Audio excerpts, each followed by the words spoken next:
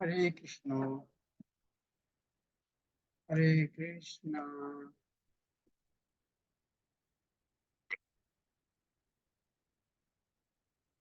আমরা পড়ছিলাম যে শ্রীকৃষ্ণ জীবসত্তার মধ্যে পার্থক্য।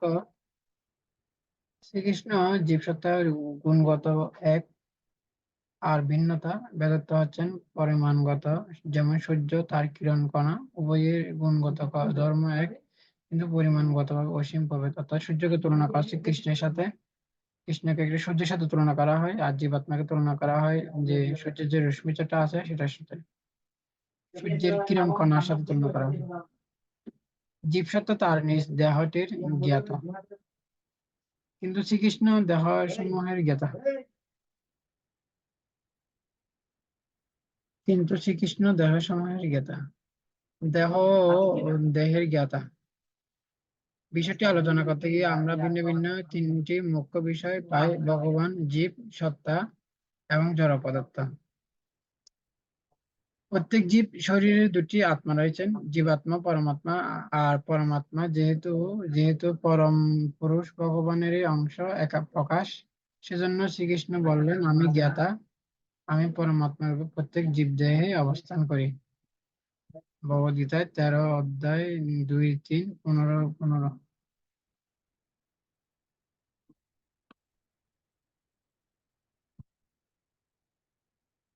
13 অধ্যায়।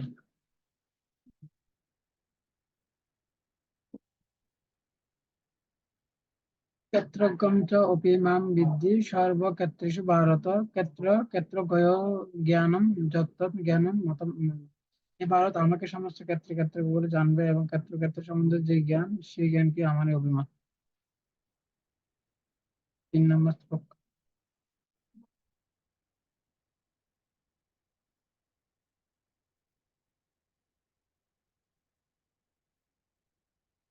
শ্রীকৃষ্ণ হচ্ছে সমস্ত দেহের জ্ঞাতা। এখানে তিনটা বিষয় সম্বন্ধে এখানে বলছে। একটা হচ্ছে যে ভগবান, ভগবান হচ্ছে যে এই শরীরটাকে বলা হয় ক্ষেত্র, আর যিনি এই শরীর সম্বন্ধে যিনি জানেন তাকে বলে ক্ষেত্রজ্ঞ। পরমা এখানে যে জীবাত্মা, তাকে ক্ষেত্রজ্ঞ বলা হচ্ছে। আর ভগবান হচ্ছে যে পরম ক্ষেত্রজ্ঞ।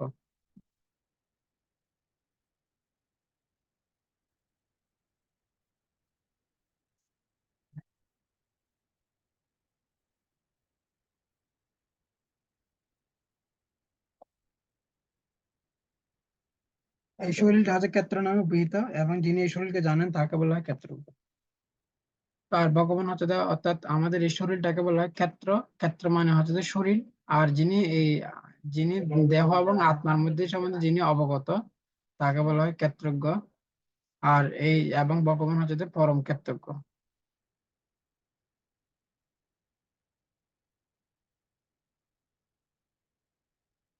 আত্মার জড় শরীরকে বলা হয় ক্ষেত্র, আর ওই শরীরটি যিনি জানেন সেই আত্মাকে বলা হয় ক্ষেত্রজ্ঞ। একজন জীবাত্মা হিসেবে আমি আমার শরীরটি সম্বন্ধে জ্ঞাত অবগত, ঠিক তেমনি আপনি জীবাত্মা, আপনার শরীরটি জ্ঞাতা। আপনি আপনার শরীরের সংবেদনশীল অনুভব করেন, কিন্তু আপনার যদি মাথার যন্ত্রণা হয় আর আপনি যদি আমাকে না বলেন, তাহলে আমি সে বিষয়ে কিছু জানতে পারি না। তেমন আমি যদি কোনো বিষয়ে চিন্তা করতে থাকি, আপনি জানতে পারেন না কোনো বিষয়টি নিয়ে আমি ভাবছি। কিন্তু শ্রীকৃষ্ণ সকল জীব শরীরে পরমাত্মা রূপে বিরাজ থাকায় তিনি সকল জীব শরীরের সবকিছু জ্ঞাত অবগত। তিনি সকল ধরনের প্রজাপতির সব রকমের শরীরে জ্ঞাতা। সেজন্য প্রত্যেক শরীরে বিরাজিত পরমাত্মাকে বলা হয় পরম ক্ষেত্রজ্ঞ। অর্থাৎ ভগবান সমস্ত সবকিছু সম্বন্ধে অবগত, সেজন্য উনি হচ্ছে পরম ক্ষেত্রজ্ঞ। ঠিক যেমন আত্মা তার চেতনাকে পরিব্যাপ্ত করার মাধ্যমে সমগ্র শরীরটিকে বিরাজিত, যেমনি পরমাত্মা তার পরম চৈতন্য সারা সৃষ্টিকে পরিব্যাপ্ত করার মাধ্যমে সমগ্র সৃষ্টি জুড়ে বিরাজমান। সীমিত চেতন জীবাত্মা কখনো এই অসীম শরীর, অসীম রূপে বর্তমান সর্বব্যাপ্ত পরম চেতনা অনুকরণ করতে পারে না। আমরা সীমিত শরীরটিকে কি চলছে, আমার অনুভবের পরিধি কেবল সেটুকু সীমাবদ্ধ। অন্য শরীরে কি ঘটছে, অর্থাৎ আমরা আমাদের শরীর সম্বন্ধে অবগত, কিন্তু ভগবান সমস্ত শরীর সম্বন্ধে অবগত। তো তিনি নিজেকে অনন্ত রূপে প্রকাশ করলে তিনি পূর্ণরূপে বিদ্যমান থাকেন। ভগবান যেরকম ভগবান হচ্ছে যে কি যে ভগবান নিজেকে অনন্ত রূপে প্রকাশ করে সমস্ত জীবের সঙ্গে পরমাত্মা রূপে অবস্থান করছেন, তবু তিনি হচ্ছে যে কি তিনি কি তিনি হচ্ছে যে কি তার থেকে অনন্ত রূপে প্রকাশিত হলো, তিনি পূর্ণরূপে বিদ্যমান থাকেন। তো যেরকম ভগবান থেকে অনেক কিছু রকম অনেক প্রকাশিত হলেও অনেক তার যে সাংস প্রকাশিত হলেও কিন্তু সে কখনো কি হয় না, অপূর্ণ থাকে না। সেজন্য ভগবান হচ্ছে যে সবসময় পূর্ণ। ওম পূর্ণমদ পূর্ণমিদম পূর্ণাৎ পূর্ণমুদচ্যতে পূর্ণস্য পূর্ণমাদায় পূর্ণমেব অবশিষ্যতে। আমাদের শরীরটাকে অনন্ত রূপে নিজেকে প্রকাশ করতে পারি না, আমরা নিজেকে একটা শরীর থেকে আরেকটা শরীর প্রকাশ করতে পারি না। ভগবান সে এরকম নয়, ভগবান হচ্ছে যে ভগবান নিজ থেকে কি করতে পারে, অনন্ত অনন্ত কিছু প্রকাশ করতে করতে সম্ভব। তো এখানে একটা বিষয় বলছে, সেখানে হচ্ছে যে কি ভগবান তিনটা বিষয় হচ্ছে যে একটা হচ্ছে যে কি একটা হচ্ছে যে ভগবান, আরেকটা হচ্ছে যে একটা হচ্ছে পরমাত্মা, একটা জীবাত্মা, আরেকটা হচ্ছে জড় পদার্থ। অর্থাৎ অর্থাৎ এখানে দুইটা চেতনের কথা বলা হচ্ছে, একটা হচ্ছে জীবাত্মা চেতন, আরেকটা হচ্ছে যে ভগবান হচ্ছে যে পরম চেতন, আরেকটা হচ্ছে যে কি জড় পদার্থ। অর্থাৎ এই জড় শরীরটা হচ্ছে একটা জড় পদার্থ, ভগবানের এটা হচ্ছে বহিরঙ্গ শক্তির ভগবানের যে জড় শক্তি, এটা হচ্ছে ভগবানের একটা জড় শক্তি, যেটা হচ্ছে ভগবানের বহিরঙ্গ শক্তি বলা হয়। তো জড়শক্তি কখনো কি করতে পারে না, জড়শক্তি হচ্ছে যে নিষ্ক্রিয়, এটা চিৎ শক্তির মাধ্যমে সেটা সক্রিয় হয়ে ওঠে। যেরকম ড্রাইভারের মাধ্যমে গাড়িটা চলতে পারে, গাড়ির ড্রাইভার না থাকলে গাড়ি চলে না, আত্মা যদি না থাকে এই শরীরটা সম্পূর্ণরূপে চলতে পারে না। ঠিক যেমন আত্মা তার চেতনাকে পরিব্যাপ্ত করার মাধ্যমে সমগ্র শরীরকে বিরাজিত, তেমনি পরমাত্মা তার পরম চৈতন্য সারা বিশ্ব সৃষ্টিতে পরিব্যাপ্ত করার মাধ্যমে সমগ্র সৃষ্টি জুড়ে বিরাজমান। সীমিত চেতন জীবাত্মা কখনো এই অসীম রূপে সর্বব্যাপ্ত পরম চৈতন্য অনুকরণ করতে পারে না। তো আমরা কখনো অনুকরণ করে ভগবান হতে পারি না। আমার সীমিত শরীরটিকে কি চলছে, উম, আমার অনুভবের পরিধি কেবল সেটুকুই সীমাবদ্ধতা। অন্যের শরীরে কি ঘটছে তা আমার উপলব্ধির অতীত। আমার চেতনার মাধ্যমে আমি আমার শরীরটির উপস্থিতি, কিন্তু আমি আমার চেতনার দ্বারা অন্যের শরীরের উপস্থিতি নই। পক্ষান্তরে পরমাত্মা সকল জীব শরীরে সকলে পরমাণুতে সর্বত্র বিরাজ করে, তিনি অস্তিত্বশীল, সবকিছু সম্বন্ধে সচেতন এবং তিনি পরম চেতন এবং পরম তিনি। বুঝতে পারতেছি যে ভগবান হচ্ছে পরম চেতন। আমরা হলাম না, আমাদের শরীর সম্বন্ধে তেমন ভালোভাবে অবগত হতে পারি না, আমরা অন্যের শরীর সম্বন্ধে কিভাবে অবগত হতে পারবো। কিন্তু ভগবান কি করতে পারেন, উনি সমস্ত শরীর সম্বন্ধে অবগত, এবং উনি সব ভাষায় কথা বলতে পারে, উনি সমগ্র জীবের সম্বন্ধে অবগত, এবং সমস্ত জীবের ভাষাগুলো উনি কি করতে পারেন, বলতে পারেন। কেন, সবকিছু যেহেতু তার থেকে সৃষ্টি হয়েছেন, সেজন্য সমস্ত সৃষ্টির সমস্ত ভাষাগুলা ভগবান থেকে সৃষ্টি হয়েছে। সেজন্য সৃষ্টির আদি ভাষা হচ্ছে যে সংস্কৃতি ভাষা, যেটা যেটা যেটার মাধ্যমে ভগবান বেদের জ্ঞান প্রদান করেছেন সৃষ্টির প্রারম্ভ। সে বলা হচ্ছে যে বাংলা ভাষাটা এটা হচ্ছে যে চিন্ময় জগতের ভাষা, এটা হচ্ছে গোলক বৃন্দাবনের। সেজন্য বাংলা ভাষাটা হচ্ছে এটা কোনো এই জগতের ভাষা নয়, এটা হচ্ছে গোলক বৃন্দাবনের ভাষা। জীবসত্তা তার নিজ দেহটি কর্তা, কিন্তু শ্রীকৃষ্ণ সকল দেহের কর্তা। অর্থাৎ আমরা হলাম যে এই শরীরের গুণ মালিক, ভগবান হচ্ছে যে মুখ্য মালিক, আমরা বলছিলাম।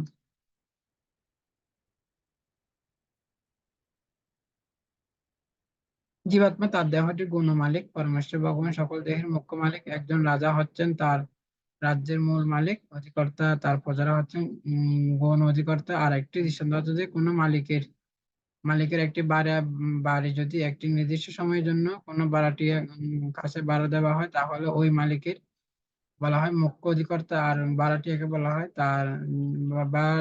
যেতে পারে গৌণ অধিকর্তা। অর্থাৎ আমরা হলাম যে এই শরীরের গৌণ মালিক, ভগবান হচ্ছে যে মুখ্য মালিক। আমাদেরকে কিছুদিনের জন্য এখানে বাধা দিয়েছেন, আমাদেরকে যখন ভগবানের ইচ্ছাতে আমাদের কি করতে হবে, বের করে দিতে পারে, কিন্তু আমরা কিছু করতে পারবো না। ঠিক তেমনি শ্রীকৃষ্ণের সমস্ত শরীরের মালিক, আর আমরা হচ্ছে এই শরীর নানা আকারের দেহগুলির ভাড়াটিয়া। ভাড়াটিয়ারা যেমন তার দানের ক্ষমতা অনুসারে নানা রকমের মেয়াদে টাকার অধিকার প্রাপ্ত, তেমনি আমরাও জীবাত্মা নানা কর্মরূপ মূলধনের মাধ্যমে নানা মেয়াদ কালের জন্য এই শরীর দেহ দেহরূপ ঘরগুলিতে বাস করতে পারি। সুতরাং প্রত্যেক দেহে আত্মা হচ্ছে গৌণ মালিক, আর জীবাত্মা যদিও তার শরীরটি জ্ঞাতা মালিক। পরমেশ্বর ভগবান ওই শরীর মালিকটির উভয়ের জ্ঞাতা এবং উভয়ের মুখ্য মালিক। তো যেরকম আমরা যখন এই মাসে যখন কেউ যখন চাকরি করে, কেউ যখন এপ্রিল মাসে চাকরি করে, তাহলে সে মে মাসে ঠিক কি করে, এপ্রিল মাসের শেষে সে ঠিক কি পাবেন, মাস শেষে সে টাকা পায়। ঠিক সেরকম আমরা যখন আমরা পূর্বজন্মের কর্ম অনুসারে সে কি করতে পারেন, সে বিভিন্ন ধরনের বর্তমান শরীর প্রাপ্ত হয়েছে। তো পূর্বজন্মের এবং বর্তমানে শরীরের কর্ম অনুসারে কি হবে, পরবর্তী দেহ সে প্রাপ্ত হবে। সেজন্য আমার এই শরীরের, এই বর্তমান শরীরের উপর নির্ভর করবে আমি পরবর্তী জীবনটা কিভাবে লাভ করব। কেউ যদি খুব, যদি সে যদি মাংস খাবার যদি খুব কি থাকে, খুব যখন সেদিকে থাকবে, বাসনা থাকবে, তখন পরমাত্মা সেটা কি করে দেবেন, পূর্ণ করে দেবেন। তখন তাকে কি করবে, সে একটা বাঘের শরীর ভাবতে হবে। কেউ যখন ঘুমানোর খুব খুব খুব খুব কি থাকবে, বাসনা থাকবে, তখন সে ভগবান কি করবেন, তাকে একটা ভল্লুক বানিয়ে দিবেন অথবা অজগর সাপ বানিয়ে দিবেন। তখন সে আর সমাজ ঘুমিয়ে কাটাতে পারবে। তো ঠিক সেরকমও জী- তো জীব তার পূর্বজন্মের কর্ম অনুসারে কি করতে পারেন, বিভিন্ন ধরনের শরীর সে লাভ করতে পারে। তো দেখুন, পৃথিবীতে বিভিন্ন ধরনের মানুষ রয়েছেন। কেউ এখন মনে করতে পারে ভগবান কি নির্দয় নাকি, হ্যাঁ, এই যে কেউ ধনী, কেউ গরিব, এরকম কেন? কেউ ধনী, কেউ গরিব, কেউ বিকলাঙ্গ, কেউ রোগা, কেউ অথবা বিভিন্ন জন, কেউ সাদা, কেউ কালো, কেউ কেউ মোটা, হ্যাঁ, তো বিভিন্ন জন বিভিন্ন ধরনের শরীর প্রাপ্ত হয়। তার কারণ হচ্ছে যে কি, বিভিন্ন জন তাহলে পূর্বজন্মের কর্ম অনুসারে সে শরীর প্রাপ্ত হয়। সেজন্য আমার বর্তমান কর্ম অনুসারে কি করব, আমরা পরবর্তী শরীর, পরবর্তী শরীরের মালিক হতে পারবো।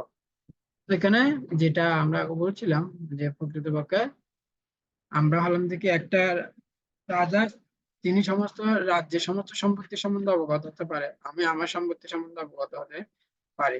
তো আমরা এই যে রাজা হচ্ছে যে কি, একজন যে সরকার, তিনি সমস্ত সবকিছু সবকিছু সম্বন্ধে অবগত হতে পারে। কিন্তু আমি শুধু আমার জায়গা সম্বন্ধে, জমি সম্বন্ধে আমি কেবল অবগত হতে পারবো। ঠিক সেরকম ভগবান সবকিছু সম্বন্ধে অবগত, কিন্তু আমরা সবকিছু সম্বন্ধে অবগত নই। আর বাড়িরকে কি করা হয়, অর্থাৎ বাড়ির যে ভাড়াটিয়া, তাকে কিছুদিনের জন্য সেখানে বাস করতে দিয়েছেন।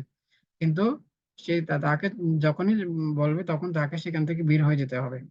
কিন্তু সেরকম ভগবান আমাদেরকে, যখন আমাদেরকে অর্ডার দেবেন, আমাদেরকে এই শরীর ছেড়ে ছেড়ে আবার আরেকটা নতুন শরীর ধারণ করতে হবে।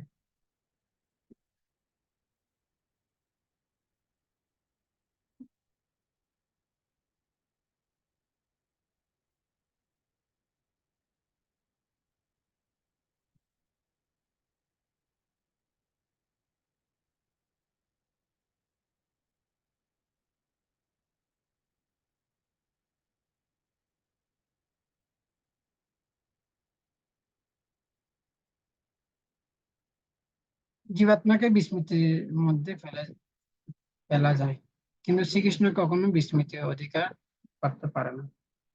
তো ওখানে বলা হচ্ছে দেখে প্রকৃতপক্ষে যে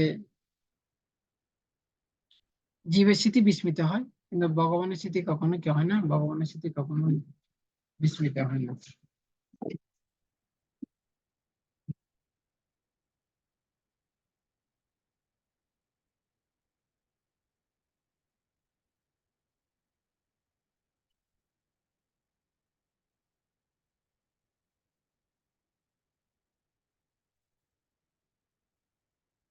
ভগবদ্গীতা চতুর্থ অধ্যায়ে ভগবান শ্রীকৃষ্ণ অর্জুনকে বলেছেন যে, ভগবদ্গীতায় এই জ্ঞান কোটি কোটি বছর পূর্বে সূর্যদেব বিভূষণকে দান করেছিলেন। অর্জুন তাকে জিজ্ঞাসা করেছেন, সূর্যদেব বিভূষণের জন্ম হয়েছিল আপনার অনেক পূর্বে, আপনি সৃষ্টি প্রারম্ভে তাকে এই জ্ঞান উপদেশ করেছিলেন, তা আমি কিভাবে বুঝবো? অর্থাৎ অর্জুন প্রশ্ন করছে যে, আপনি এই জ্ঞান পূর্বে, আপনি বলছেন যে, এই জ্ঞান পূর্বে সূর্যদেবকে দান করেছিলেন, তাহলে আপনার আমার জন্ম হওয়ার আগে কিভাবে আপনি ওনাকে এই জ্ঞান প্রদান করেছেন? হ্যাঁ, ইমাম বিভূষতি যোগম ভোক্তবানাম অহম অব্যয়ম বিভূষাণম মনোবে পাহম অব্রবীত। এইভাবে আমি পূর্বে সূর্যদেব বিভূষণকে জ্ঞান প্রদান করেছিলাম, সূর্যদেব বিভূষণকে প্রদান করেছিল, বিভূষণ মনুকে প্রদান করেছিল, মনু ইত্যাদিকে প্রদান করেছিল। তখন এবার অর্জুন প্রশ্ন করছে কি, যে বহুনি মে বেদিতানি জন্মানি তব তব চ অর্জুন প্রথম এত বিজানীয়ম তমাদ ভুক্ত বান ইতি। যে যে তোমার আমার তো কি, যে তুমি, আমি কিভাবে বুঝবো যে তুমি, যে তোমার আমার জন্মের আগে তুমি কিভাবে কি করেছিল, যে বিভূষণকে এই গীতার জ্ঞান প্রদান করেছে। তখন ভগবান বলছে কি, অজ অপিশন অভয়াত্মা ভূতানাম ঈশ্বর অপিশন প্রকৃতিম স্বাম অধিষ্ঠায় সম্ভবামি আত্মমায়া। তো আমি হলাম যে অজ, অর্থাৎ আমার জন্ম নেই, মৃত্যু নেই। অজ অপিশন অভয় আত্মা ভূতানাম ঈশ্বর অপিশন প্রকৃতিম স্বাম অধিষ্ঠায় সম্ভবামি আত্মমায়া। তো ভগবান বলছে যে যে যদিও আমি জন্মরহিত এবং আমার চিন্ময় দেহ অব্যয়, এবং যদিও আমি সর্বত্র ঈশ্বর, তবুও আমার অন্তরঙ্গ শক্তিকে আশ্রয় করে আমি চিন্ময় চিহ্ন দেখা নিয়ে যুগ যুগ অবতীর্ণ হয়, অর্থাৎ ভগবান হয়তো অজর, তার জন্ম নেই, মৃত্যু নেই। ঠিক সেরকম আমরাও কি করেছি যে প্রকৃতপক্ষে, কিন্তু পার্থক্য হচ্ছে কি, যে আমার তোমার বহুবার কি হয়েছে, জন্ম হয়েছে, কিন্তু তুমি তুমি সেই সমস্ত জন্মের কথা সম্বন্ধে অবগত নয়, কিন্তু আমি তোমার সমস্ত জন্মের কথা সম্বন্ধে অবগত। তোমার স্মৃতি বিস্মৃত হয়, কিন্তু আমার স্মৃতি কখনো কি হয় না, বিস্মৃত হয় না। তো আমরা দেখতে পাই এখানে একজন হচ্ছে যে জীবাত্মা, আর একজন হচ্ছে যে পরমাত্মা। তো ভগবান শ্রীকৃষ্ণ আর অর্জুনের মধ্যে পার্থক্য হচ্ছে কি, অর্জুন হচ্ছে যে জীবাত্মা, আর ভগবান হচ্ছে যে পরমাত্মা। সেজন্য যদিও বা অর্জুনের ভগবান কৃষ্ণের সখা হচ্ছে যে অর্জুন, তবু একজন হচ্ছে যে জীবাত্মা, আরেকজন হচ্ছে যে পরমাত্মা। একজনের স্মৃতি বিস্মৃত হয়, আরেকজনের স্মৃতি কখনো বিস্মৃত হয় না। একজন হচ্ছে চেতন, আরেকজন হচ্ছে যে পরম চেতন। বেদে বলা হয়েছে যে পরমেশ্বর ভগবান এক ও অদ্বিতীয় হলেও নিজেকে বহু রূপে প্রকাশ করেন। ঠিক তেমনি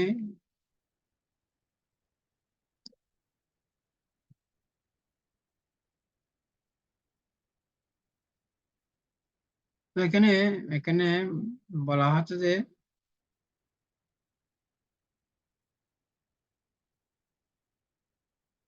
তো অর্জুন, এখানে অর্জুন আর ভগবান শ্রীকৃষ্ণ দুজনের মধ্যে পার্থক্য হচ্ছে কি, একজন হচ্ছে যে জীবাত্মা, আরেকজন হচ্ছে যে কি, আরেকজন হচ্ছে যে পরমাত্মা। তো যদিও বা ভগবান শ্রীকৃষ্ণ উনিও যদিও বা ভগবান পরমাত্মা, তবুও তিনি কি করছেন, অর্জুনের রথে সারথি হয়েছেন। কিন্তু হ্যাঁ, অর্জুনের রথে সারথি হলেও তিনি কি করেন, তিনি হচ্ছে যে কি, তিনি হচ্ছে ভগবান। সেজন্য উনি অর্জুনের রথে সারথি হলেও তিনি কি হয় না, তার স্মৃতি কখনো কি হয় না, বিস্মৃত হয় না, বিস্মৃতি হয় না। সেজন্য তাকে বলা হয় উচ্চ।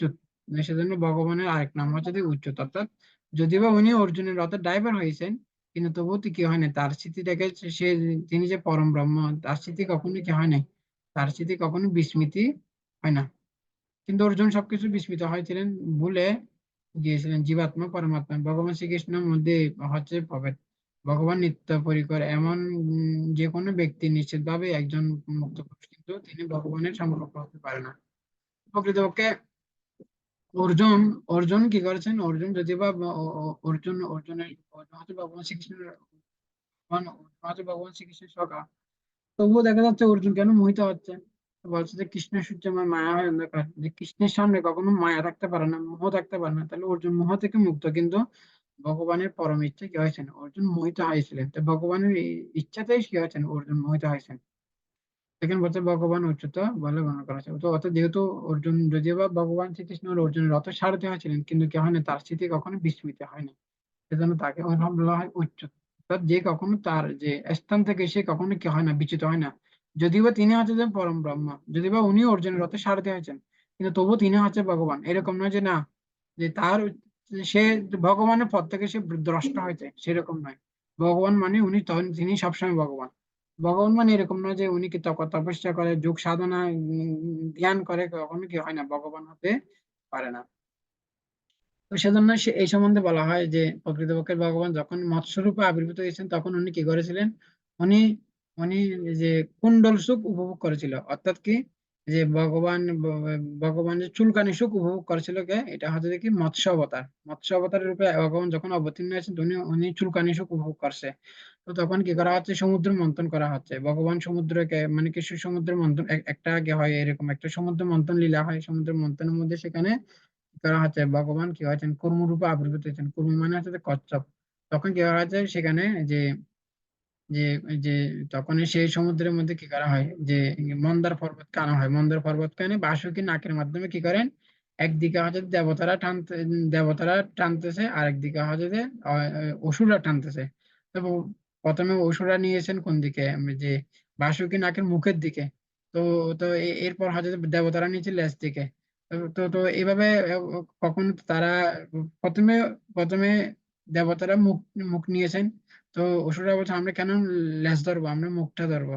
তো এবার যখন বাসুদেবের আগে মুখ ধরতেছে, তখন সেখান থেকে আগুন বের হচ্ছে, তখন এবার পুরো যাচ্ছে। তো বলছে না না, আমরা এবার লেজ ধরবো। তো সেভাবে, তখন কি করা হচ্ছে, সে মন্দর পর্বত যখন কি করা হচ্ছে, সে যখন সেটাকে মন্থন করা হচ্ছে বাসুকি নাগের মাধ্যমে, তখন কি হচ্ছে, ভগবানের ঘুম এসে গেছে। চুলকানি সুখ উপভোগ করার মাধ্যমে ভগবান কি এসে গেল, ঘুম এসে গেল। তো সেজন্য বলা হচ্ছে যে ভগবান কি করেছিলেন, যে ভগবান এরকম চুলকানি সুখ উপভোগ করছিল। তো কেউ যদি ভগবান হতে হয়, তো বলা হচ্ছে যে কি হত্যা করতে হবে, তার পিঠে কয়েকটা এরকম পাথর ঘষতে হবে। ফাটার ফাতার বসে যদি তার যদি ঘুম আসে তাহলে বুঝতে হবে যে তিনি ভগবান হতে পারে। আরেকটা ভগবান শ্রীকৃষ্ণ কি করেছিলেন, গিরি গোবর্ধন ধারণ করছিল। কিন্তু এই তথাকথিত এই সমস্ত ভণ্ড ভগবান গুলো কি হতে পারে না, তারা কখনো একটা টেবিল দাঁড়িয়ে হতে পারে না। সেজন্য বলা হচ্ছে যে ভগবান এখন এই সমস্ত মানুষগুলো বলে থাকে যে ভগবান হচ্ছে রাসলীলা করছে, তাহলে আমরাও রাসলীলা করবো। সেজন্য ভগবান হচ্ছে যে কি, উনি হচ্ছে যে কি গোপীজন বল্লভ, অর্থাৎ উনি যিনি গোপীদেরকে কি করেছেন, গোপীদের ঈশ্বর। তো কেউ যদি গোপীজন বল্লভ হতে চাও, হতে চাই, তাকে প্রথমে কি করতে হবে, গিরিধারী হতে হবে। ভগবানের একটা নাম হচ্ছে গিরিধারী, যিনি গিরি গোবর্ধন পর্বত ধারণ করছে 7 দিন 7 রাত কনিষ্ঠ আঙ্গলে। তো সেজন্য তিনি হচ্ছে ভগবান, কেন উনি উনি গিরি গোবর্ধন পর্বতকে 22 মাইল পর্বত, সে পর্বতকে উনি কি করেছিলেন, ধারণ করেছিলেন। সেজন্য তার নাম হচ্ছে গিরিধারী। সেজন্য গোপীজন বল্লভ হতে চাইলে তাকে আগে গিরিধারী হয়, মানে কি করতে হবে, গিরিধারণ করতে হবে।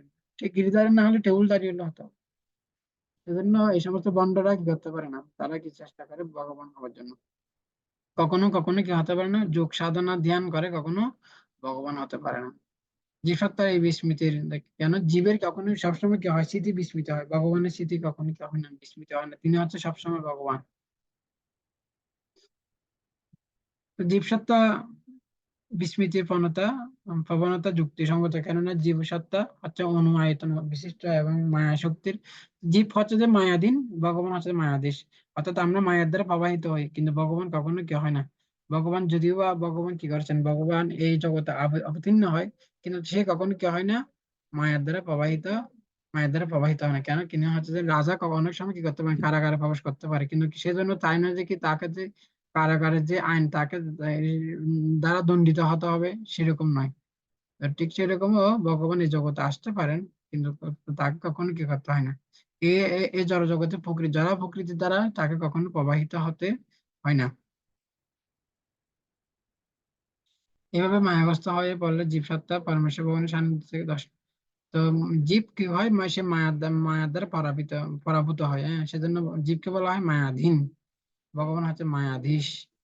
জীবসত্তা অনু আয়তন বিশিষ্ট, সে মায়া শক্তির দ্বারা পরাভূত হতে পারে, যদিও গুণগত ভাবে সে ভগবানের মতো। এভাবে মায়াবস্থা পড়লে জীবাত্মা পরমেশ্বর ভগবানের সান্নিধ্য থেকে নষ্ট হয়, জড় প্রকৃতির কবলে পতিত হয়ে নষ্ট জড় আবরণময় দেহ ধারণ বাধ্য হয়। তখন আলোক উজ্জ্বল চিৎ প্রভাব আবরিত হয়ে পড়ে, ঠিক যেমন বৃহৎ অগ্নিকুণ্ড থেকে চিৎকে আসা অগ্নি স্ফুলিঙ্গ অগ্নির মতো সমগুণ বিশিষ্ট হলেও অচিরেই স্মৃতিটা প্রবাহীন হয়ে যায়। অর্জুনের প্রতি প্রদত্ত ভগবান শ্রীকৃষ্ণের শিক্ষা অনুসারে এমনকি মুক্তি লাভের পরও জীবের ব্যক্তিগত সত্তায় বিলুপ্ত হয়ে যায় কিনা, সে পরম চৈতন্যের সাথে লীন হয়ে যায়। কেননা আত্মা মানে একজন অপরিবর্তন নিত্য শাশ্বত সনাতন ব্যক্তি।